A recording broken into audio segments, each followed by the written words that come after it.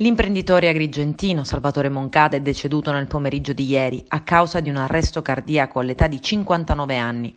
Il re dell'eolico, come era chiamato in seguito ai suoi investimenti e alla creazione di un impero nel settore dell'energia rinnovabile, è stato stroncato da un infarto ed è deceduto all'ospedale San Raffaele di Milano, dove si trovava per alcuni accertamenti.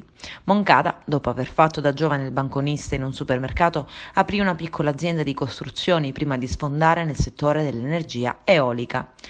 Nemmeno un mese fa l'imprenditore agrigentino era stato protagonista di una plateale protesta sul tetto della sede di una sua azienda a Porto Empedocle, definendosi perseguitato dalla magistratura in seguito ad alcune inchieste giudiziarie. Moncada, oltre a essere conosciuto per la sua attività imprenditoriale, era anche uno sportivo amante della pallacanestro. La Fortitudo Agrigento, principale squadra della Città dei Templi, lega le sue fortune al nome di Moncada. Sotto la sua presidenza, la società di basket, oltre ad essersi dotata di un palazzetto dello sport, è passata dal disputare il campionato di Serie C fino ad arrivare a un passo dalla Serie A1 con la finale persa contro la squadra torinese nel 2015.